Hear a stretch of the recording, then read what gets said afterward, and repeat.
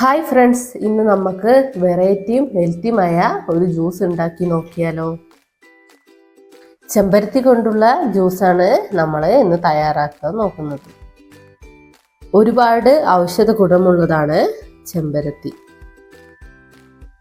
അതിനായി ഞാനിവിടെ എടുത്തിരിക്കുന്നത് 6 ചെമ്പരത്തിയാണ്. അതിനുശേഷം നമ്മളൊരു പാത്രം എടുത്ത് അതിലോട്ട് വെള്ളമൊഴിച്ച് നമുക്കതൊന്ന് തിളപ്പിക്കാനായിട്ട് വെക്കാം. തിളച്ച ശേഷം നമ്മൾ പറിച്ച് വെച്ച ചെമ്പരത്തി കൂടി അതിലിട്ട് നന്നായി തിളപ്പിച്ചെടുക്കാം. അതൊന്ന് നന്നായി വാടി വരുന്നവരെ നന്നായി അതിനെ തിളപ്പിച്ചെടുക്കുക. എന്നിട്ട് ഒന്ന് ഇളക്കി കൊടുക്കുക. അതിനുശേഷം ഒരു പാത്രം എടുത്ത് നമുക്കതിൽ നിന്ന് അരിച്ച് എടുക്കാം. അതിനുശേഷം നമ്മളൊരു ഗ്ലാസ് എടുത്ത് അതിലോട്ട് നമുക്ക് അരിച്ച് വെച്ച ജ്യൂസ് ഒഴിച്ചു കൊടുക്കാം. അതിലോട്ട് അരമുറി നാരങ്ങ കൂടി നമുക്ക് പിഴിഞ്ഞു കൊടുക്കാം. അതിനുശേഷം നമുക്കതിലോട്ട് കസ്കസ് കൂടി ഇട്ട് കൊടുക്കാം.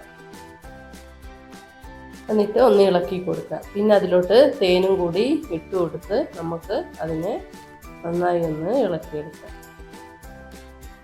പിന്നെ അതിലോട്ട് നമുക്ക് ഐസ് ക്യൂബും കൂടി ഇട്ട് കൊടുക്കാം.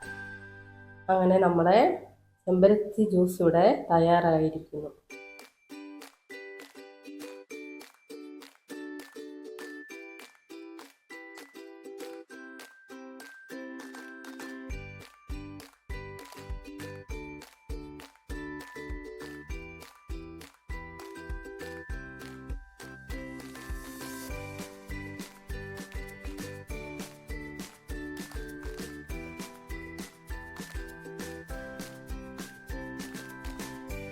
അതിനുശേഷം നമ്മൾ ആ ചെമ്പരത്തി ജ്യൂസും കൊണ്ട് തന്നെ ഇവിടെ ചെമ്പരത്തി ലൈം സോഡയും കൂടി നമ്മൾ തയ്യാറാക്കുന്നുണ്ട്.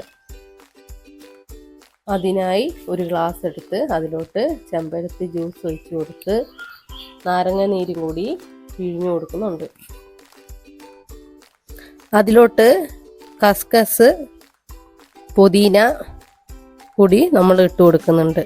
അതിനുശേഷം ഉപ്പും കൂടി ചേർത്ത് അതിനൊന്ന് നന്നായി ഇളക്കിയെടുക്കുക. അതിനുശേഷം നമ്മൾ അതിലോട്ട് തേനും കൂടി ഒഴിച്ചു കൊടുക്കുന്നുണ്ട്.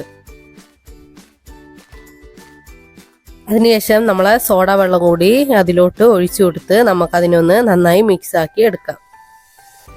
അങ്ങനെ ഇവിടെ നമ്മുടെ ചെമ്പരത്തി ജ്യൂസും ചെമ്പരത്തി ലൈം സോഡയും റെഡി ആയിരിക്കുന്നു. നിങ്ങളും കൂടി ട്രൈ ചെയ്ത് നോക്കുക. ലൈക്ക് ചെയ്യുക, ഷെയർ ചെയ്യുക, സബ്സ്ക്രൈബ് ചെയ്യുക.